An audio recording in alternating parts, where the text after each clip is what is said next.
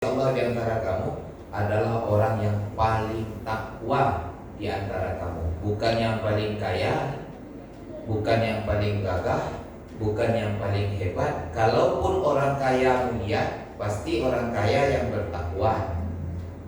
Kalaupun orang berilmu mulia, adalah orang berilmu yang bertakwa. Karena banyak juga orang berilmu ya Pak, cuma ilmunya dia gunakan untuk keburukan. Banyak juga orang yang cerdas, tapi cerdasnya dia pakai untuk kemudaratan. Jadi kuncinya takwa. Yang ingin kita sampaikan pagi ini adalah 5 tingkatan manusia sampai menjadi pribadi yang bertakwa. Di takwa itu top level. Nah, sesuai dengan mau masjid WRF. Di masjid pola top levelnya Pak. Masjid takwa. 5 tingkatan.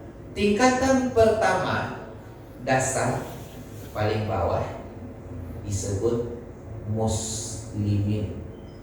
Asal katanya muslim, Islam. Kalau dia banyak muslimin, artinya orang Islam. Nah ini paling bawah. Apa yang menjadi pintu gerbang seseorang menjadi muslim? Syahadat.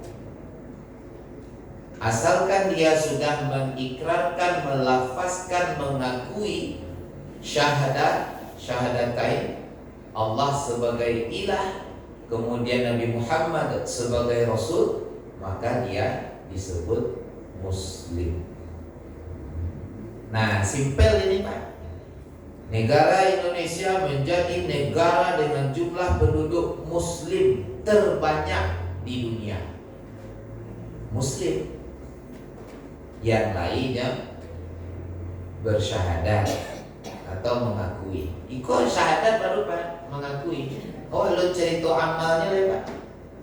Awak lu cerita apakah ini patuh kepada Allah?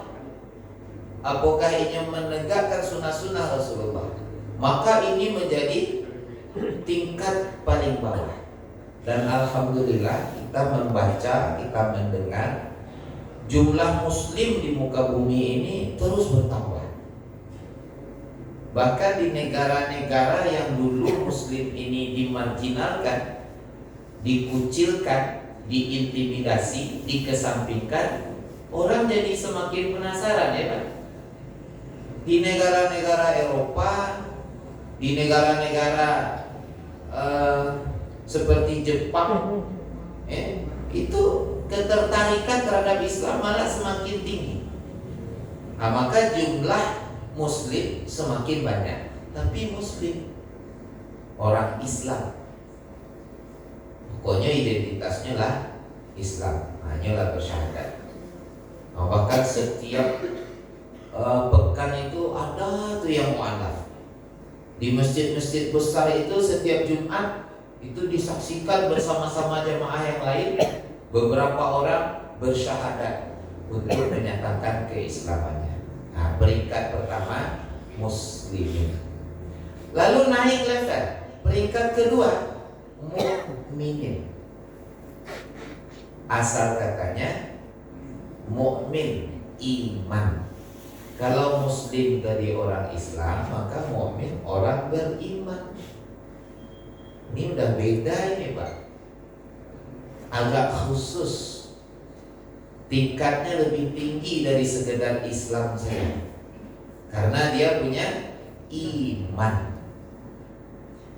Panggilannya juga istimewa. Ya ayyuhalladzina amanu. Nah, itu kalaulah mukmin. Kalau biasa-biasa saja baru ya ayyuhan nas. Coba perhatikan ayat kalau sudah dimulai dengan ya ayyuhalladzina amanu, isinya apa setelah itu? Kalau enggak perintah, kalau enggak larangan, kalau enggak informasi yang sangat-sangat penting harus kita perhatikan. Tapi rata-rata perintah atau larangan. Ya ayyuhalladzina kutiba alaikumusiyam, perintah. Ya ayyuhalladzina amanu qu anfusakum wa ahlikum nara, perintah. Adonya beko yang larangan. Nah, jadi ini sudah agak istimewa. Orang beriman. Apakah setiap muslim itu jadi mukmin? Gimana itu? Apakah semua orang Islam ini beriman? Belum tentu jawabnya. Tapi kalau dia sudah mukmin, pasti muslim. Nah, mungkin model tentara dia perwira ya, Pak ya. Polisi dia perwira. Apakah setiap tentara itu perwira? Tapi kalau nyala perwira, pasti tentara. Begitu. Jadi ada orang yang sampai sekian lama levelnya nggak naik-naik, Pak. Muslim saja, nggak bertambah. Sekian tahunnya jadi muslim saja, nggak jadi mukmin. Nah, maka iman yang membuat dia berbeda. Nah, kita akan sampaikan apa unsur iman. Jadi unsur iman ini ada 3. Ini populer ini. Mungkin ibu bapak Launi juga pernah mendengar. Iman itu iqraru bil lisan, tasdiqu bil qalbi, wa a'malu bil arkan. Nah, itu yang iman. Diikrarkan dengan lisan, dibenarkan oleh hati, dan dibuktikan dengan amal perbuatan. Harus lengkap, sapaket, ndak boleh kurang. Diikrarkan, dibenarkan, dibuktikan, sapaket. Berarti kalau kurang cek Pak Ustaz, ya ndak sempurna iman. Ada kan yang dia membenarkan di dalam hati dan dia membuktikan keyakinannya itu dengan amalannya, dengan perbuatannya, tapi dia tidak pernah mengikrarkannya. Siapa itu ibu bapak? Mohon maaf, paman Rasul Abu Thalib. Abu Thalib meyakini kebenaran yang dibawa oleh keponakannya Muhammad Sallallahu Alaihi Wasallam. Lalu dia lindungi Rasul dalam berdakwah. Dia kerahkan semua sumber daya yang dia punya. Nyata dia membantu perjuangan Rasul Abu Thalib.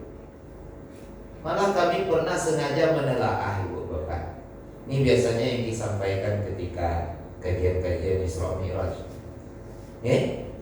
Kenapa tidak sejak awal Rasul ini diputuskan untuk dibunuh? Rasul diputuskan dibunuh tahun ke-13 kenabian. Tahun ke-10 tahun duka cita. Meninggal istri tercinta Bunda Khadijah, meninggal paman Abu Thalib tahun ke-10. Setelah itu tahun ke-13 diputuskan untuk dibunuh. Diperintahkan oleh Allah hijrah ke Madinah. Pertanyaannya Pak, kenapa tidak sejak awal saja Rasul ini diputuskan dibunuh oleh musuh-musuh beliau, oleh orang-orang kafir Quraisy itu? Padahal dakwah ini sudah terlihat semakin besar, pengikut semakin banyak. Umar bin Khattab sudah masuk Islam, dakwah semakin kuat. Nyata ini sebagai ancaman bagi orang-orang kafir Quraisy. Tapi kenapa tidak diputuskan dibunuh saja ketika itu, sebelum Islam ini besar? Masih dirayu-rayu kan, dibujuk-bujuk, diiming-iming. Lalu salah satu kesimpulannya apa ya Bapak? Tidak ada yang berani mengatakan, memutuskan, mengusulkan untuk membunuh Rasulullah karena Abu Thalib masih hidup. Tahun ke-10 Abu Thalib meninggal, semakin ditekan Rasul, semakin diteror dakwah, semakin tersudut para sahabat. 1 tahun, 2 tahun, 3 tahun baru hijrah Rasul, dan mereka putuskan tidak bisa lagi Muhammad ini dibiarkan. Bahaya ini. Tidak ada lagi cerita kita bunuh. Nah, setelah 13 tahun baru diputuskan dibunuh. Abu Talib ini pelindung Rasul. Dekingan ya, dekingan. Jadi dakwah itu punya dekingan. Nah, awak kalau mendengar dekingan kan ada kebayang. Nah, orang dalam ya, pelindung. Malah ada dan tekanan dekingan itu tekanan maksiat nah. Aduh sampai judi situ sana, tapi nak pernah ada penggerebekan. Aduh dekingan. Aduh maksiat di sana, tapi yang aman sekali, tak pernah tersentuh oleh razia-razia. Kenapa? Ada dekingan.